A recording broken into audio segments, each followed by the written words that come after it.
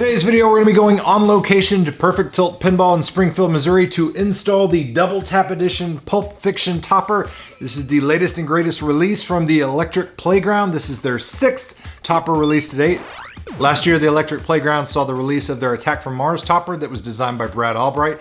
This one was amazing because it was compatible with both the original Bally Williams title as well as the CGC remakes. And this time, they partnered again with Brad Albright for this Pulp Fiction Double Tap topper.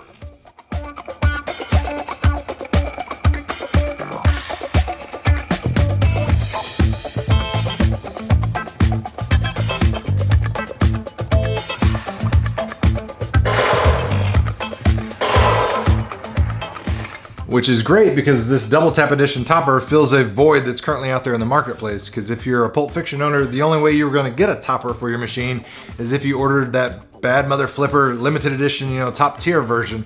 If you were the special edition buyer, you didn't have any options out there. Thankfully, you've got an option out here now. And I think honestly, a lot of the limited edition buyers are going to be jealous of this. Now, this Double Tap topper is also the first product that has been released by the Electric Playground since they welcomed their newest hire, Nick Neitzel, to the team.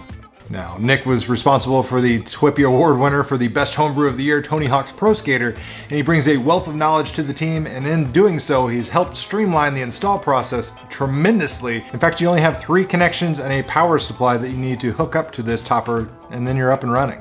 Now, the topper itself is affixed to the machine using these supplied brackets, and the good thing about these brackets is they utilize pre-existing holes that are already on the top of the back box, so you don't need to drill into your machine, you don't need to modify it in any way, shape, or form, but essentially this is going to grab onto the edges, the side lips of the topper right next to the included speakers that are on the topper, and the front lip of the topper rests on the already raised portion of your back box, so it's got a nice snug fit.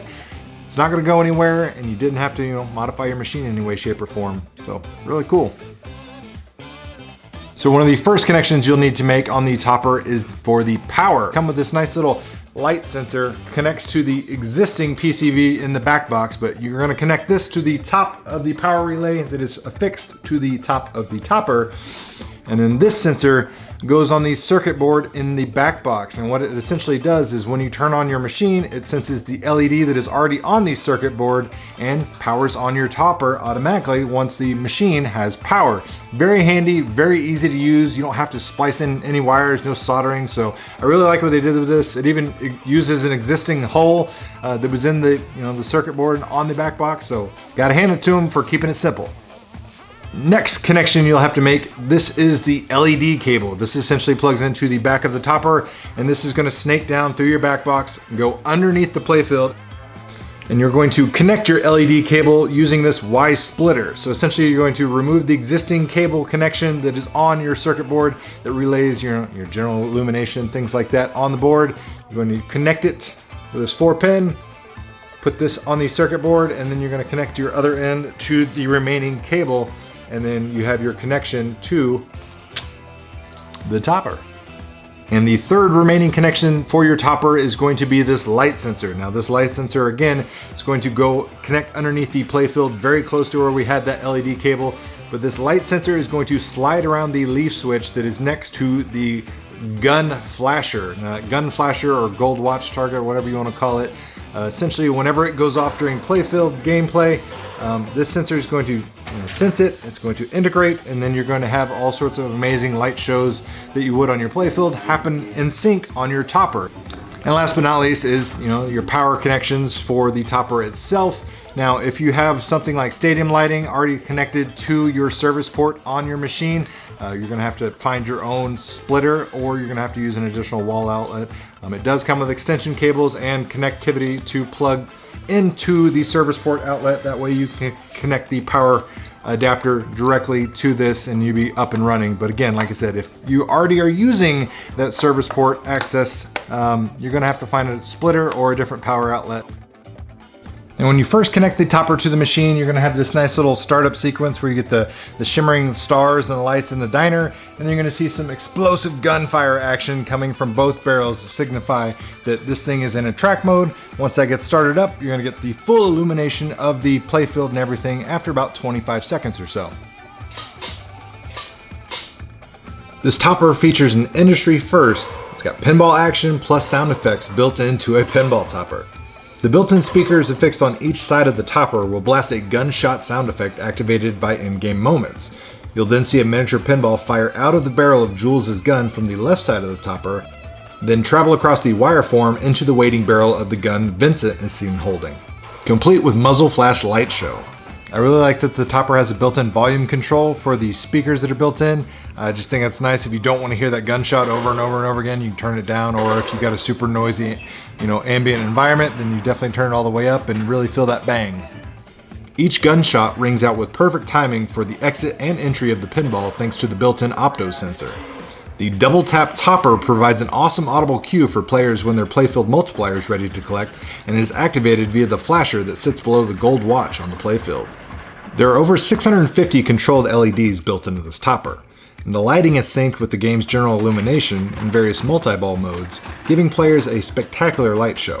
And you'll see those same exact deep greens, yellow, red, ultraviolet, and hell, sometimes rainbow light displays each time you activate the various multi-balls that are in the game. Your topper and your playfield lights will be perfectly in sync for each one, and I have to hand it to them. They did an outstanding job of integrating the light shows and the key gameplay moments with this topper. Cameras, and action. I want you to go in that bag and find my wallet. It's the one that says bad motherfucker.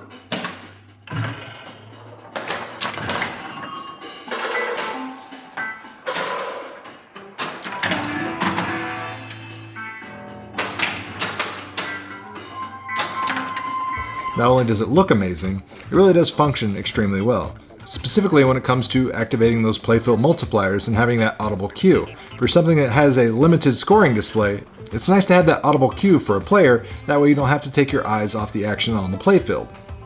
Aesthetically, Brad Albright brought in a lot of the most iconic imagery from the Pulp Fiction film into this topper. Front and center, you have the katana blade used by Butch to rescue Marcellus from the perils of the pawn shop. Now the blade on the topper has a nice mirror finish that really lends itself to relay the metallic sheen of the sword. Then you'll see the foreboding and outstretched arms of Jules and Vincent looming down on you with their handgun barrels connected via the wire form that symmetrically travels from one gun to the next. Behind them lays the beautifully lit silhouettes of our characters from the tense diner standoff that closes out the movie. And rounding that out, the topper scene is a nice assortment of palm trees and a gradient sunset in the clouds really seals the look of that LA feeling. The stylized newsprint of the artwork I really think does a great job of connecting the vibe of the film and makes this topper feel like a cohesive addition to the already great playfield and backglass artwork. And not to be outdone by those limited edition owners, the Electric Playground is also including this double tap edition numbered plaque that goes on your apron. Has magnets on the back, so you literally just place it right there in the center of the apron, you're good to go. Even has this nice little extended portion right here that keeps it in line and makes sure when you're nudging the machine and everything that this isn't gonna slide or move around. So they really thought of everything with this. As you can see, the numbers only go up to 300 because this topper is limited to 300 units. Shipping starts in April of 2025. The first 100 units will be done by July of 2025. MSRP on this is $1,479. It comes with 1-year warranty and lifetime support, and if you're interested in picking one up, I'll put a product link down in the video description box below. Now guys, let me know your thoughts and opinions. Do you think this is a bang for your buck? Are you an SD owner? Are you drooling at the mouth to get this? Let me know your thoughts and opinions down in the comments below. If you enjoyed the content, make sure you hit that like button, share this video with your friends, and as always, thanks for watching guys. It really means a lot.